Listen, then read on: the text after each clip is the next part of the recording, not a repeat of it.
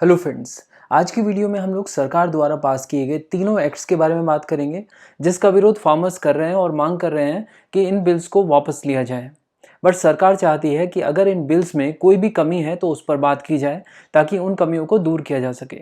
तो ये हैं वो तीनों एक्ट्स जिन्हें हम डिटेल में समझेंगे और साथ ही ये भी देखेंगे कि फार्मर्स इन बिल्स के किन प्रोविजन से नाराज़ हैं और उन पॉइंट्स पर सरकार का क्या कहना है। बट इन एक्ट्स को समझने से पहले हमें ये समझना होगा कि इन एक्ट्स से पहले स्थिति क्या थी, क्योंकि तभी तो हम समझ पाएंगे कि सरकार क्या क्या चेंजेस कर रही है। तो इन बिल्स से पहले सिचुएशन ये थी कि मान लो एक किसान बहुत सारा अनाज अपने खेत में उगाता है और वो उस अनाज को एक बिस्किट बनाने वाली कंपनी को बेचना चाहता है। तो ये बिल्कुल भी अलाउड नहीं था। किसान अगर अपने अनाज को बेचना चाहता है तो उसे एपीएमसी मार्केट्स में ही उसको बेचना होगा। बट हमारे देश में तो बहुत सारी एपीएमसी मार्केट्स हैं, तो क्या वो अपना अनाज किसी भी एपीएमसी मार्केट को बेच सकता है? नहीं, उसे अपने अनाज को सिर्फ अपने एरिया की एपीएमसी मार्केट में बेचने की इजाज़त है। यानी एग्जाम्पल के तौर पर गाजियाबाद का किसान मेरठ में जाकर अपनी फसल को नहीं बेच सकता। तो ये बात तो क्लियर हो गई कि ये किसान अपने ही एरिया की एपीएमसी मार्केट में अपने अनाज को बेच सकता है। बट जब ये किसान अपने एरिया की एपीएमसी मार्केट में जाता है तो वहाँ पर इसको मिलते हैं बहुत सारे एजेंट्स। ये जो एजेंट्स होते हैं ये बेसिकली सरकार द्वारा लाइसेंस्ड एजेंट्स होते हैं और ये किसानों की फसल के लिए अलग अलग बोलियां लगाते हैं और इन किसानों से उनकी फसल को खरीदते हैं।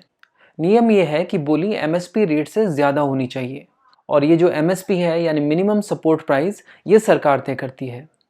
अगर लगाई गई बोली पर किसान अपना माल बेचना चाहता है तो बेच सकता है। उसके बदले एजेंट जो है वो किसानों को पैसा दे देते हैं। एपीएमसी मार्केट में माल बेचने पर टैक्स के रूप में भी कुछ पैसा किसानों को चुकाना पड़ता है। अब जो माल एपीएमसी मार्केट में एमएसपी रेट के ऊपर बिक गया वो सही, जो एमएसपी के ऊपर नहीं बिक पाया उसे किसान ले जाकर फूड कॉर्पोरेशन ऑफ इंडिया यानी एफसीआई के वेयरहाउस में बेच देता है एमएसपी रेट पर। फूड कॉर्पोरेशन ऑफ इंडिया यानी सरकार, तो बेसिकली सरकार जो है वो एमएसपी रेट पर किसान से गेहूं और चावल खरीद लेती है।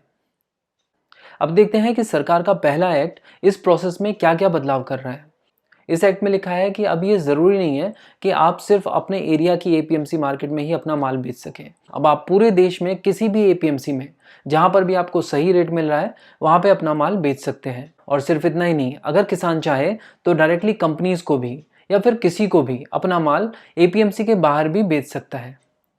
और एपीएमसी में जो टैक्स लगता था वो वैसा ही रहेगा, उसमें कोई चेंज नहीं किया गया है। बट अगर आप एपीएमसी के बाहर अपना माल बेच रहे हैं तो उसमें टैक्स नहीं देना पड़ेगा। तो ऐसी सिचुएशन में एपीएमसीज जो हैं वो थोड़ी डिसएडवांटेजियस सिचुएशन में आ गई हैं। और क्योंकि एपीएमसी में कंडीशन ये थी कि वहाँ पर एमएसपी के ऊपर के भाव में बोली लगेगी और वहाँ पर एजेंट्स भी होते थे, उनका कमीशन होता था। बट अगर अब किसान डायरेक्टली कंपनीज को अपना माल बेचेगा तो ये जो बीच के बिचौलियाँ हैं ये पिक्चर में आएंगे ही नहीं और कंपनीज जो है वो फार्मर्स को एमएसपी से कहीं ज़्यादा पैसा ऑफर कर पाएंगी। और ऑब्वियस सी बात है, इसमें तो किसान का ही फायदा है। बट फिर भी किसान इसका विरोध कर रहे हैं और ये क्यों विरोध कर रहे हैं अभी आपको समझ में आ जाएगा। किसानों का मानना ये है कि ऐसे में सभी किसान अपना माल जो है वो एपीएमसी के बाहर ही बेचेंगे। एपीएमसी में कोई अपना माल क्यों बेचेगा सस्ते में। और इसकी वजह से समय के साथ एपीएमसीज जो है वो रिडंडेंट हो जाएंगी और जब एपीएमसीज की ज़रूरत ही नहीं रहेगी और जब एपीएमसीज रहेंगी ही नहीं तब किसानों के पास कोई ऑप्शन नहीं होगा और तब ये कंपनीज अपने मनमाने रेट्स पर फसलों को खरीदेंगी। हालांकि सरकार का ये कहना है कि हम एमएसपी को बंद नहीं कर रहे हैं, बट किसानों को सरकार की इस बात पर यकीन नहीं है। हालांकि सरकार ये बात लिख कर देने के लिए तैयार है कि वो एमएसपी को ख़त्म नहीं करने जा रही है। एक्चुअली में फैक्ट यही है कि सरकार एमएसपी को बंद कर ही नहीं सकती और ये सरकार की खुद की मजबूरी है। सरकार जो है वो फूड कॉर्पोरेशन ऑफ इंडिया के ज़रिए किसानों से अनाज खरीदती है और उसको फ्यूचर में भी खरीदते रहना पड़ेगा। अदरवाइज़ राशन की दुकानों पर पब्लिक डिस्ट्रीब्यूशन के लिए जो अनाज सरकार भेजती है वो कहाँ से भेजेगी। और सीधी सीधी बात है कि अगर किसानों के पास बेहतर विकल्प है तो वो एफसीआई को अपना अनाज क्यों बेचेंगे। तो ऐसी स्थिति में उल्टा सरकार को आने वाले समय में एमएसपी को बढ़ाना पड़ सकता है, वरना सरकार उनसे अनाज खरीद ही नहीं पाएगी। अब देखते हैं दूसरा एक्ट। पिछले एक्ट में बात हो रही थी कि किसान जब अपना अनाज बेचने जाता है तो उसके पास क्या क्या विकल्प हैं। बट इस एक्ट में बात हो रही है स्पॉन्सरशिप की, यानी कंपनीज जो हैं वो किसान को अगली फसल के लिए यानी आने वाली फसल के लिए स्पॉन्सर कर सकती हैं। वो किसान को बता सकती हैं कि उनको इस बार किसान से कौन सी फसल चाहिए और इस स्थिति में इन कंपनीज को स्पॉन्सर कहा जाएगा और ये स्पॉन्सर्स किसान को ज़रूरी सपोर्ट प्रोवाइड करा सकते हैं, जैसे कि बीज, फर्टिलाइजर्स, पेस्टिसाइड्स एट्सेट्रा। साथ ही साथ अगर कोई ज़रूरी इंफ्रास्ट्रक्चर चाहिए तो ये कंपनीज फार्मर को इंफ्रास्ट्रक्चर भी प्रोवाइड करा सकती हैं, जैसे कि खेत में कुछ फेंसिंग वगैरह करवानी हो तो।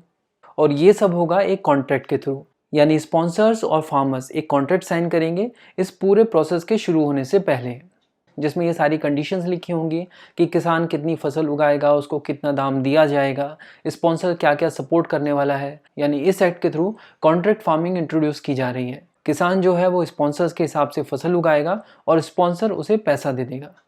इसके अलावा स्पॉन्सर्स की जिम्मेदारी है कि जो भी इंफ्रास्ट्रक्चर उसने प्रोवाइड कराया है वो खुद लेकर जाए वापस जब कॉन्ट्रैक्ट खत्म हो जाए तो, वरना उस पर्टिकुलर इंफ्रास्ट्रक्चर का मालिकाना हक जो है वो फार्मर का होगा।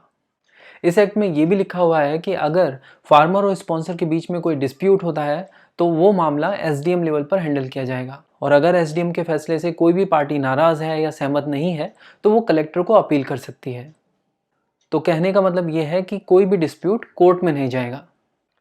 किसानों को इस एक्ट में ये आपत्ति है कि ये जो इंफ्रास्ट्रक्चर स्पॉन्सर छोड़ के गया है, अगर उस पर स्पॉन्सर ने कोई लोन वोन लिया हुआ है और उसकी स्पॉन्सरशिप आप किसान को दे देते हो, तो ये लोन तो बेसिकली किसान को चुकाना पड़ेगा, और ऐसे में तो उसकी ज़मीनें बिक जाएंगी और ज़मीनों की कुर्की हो जाएगी।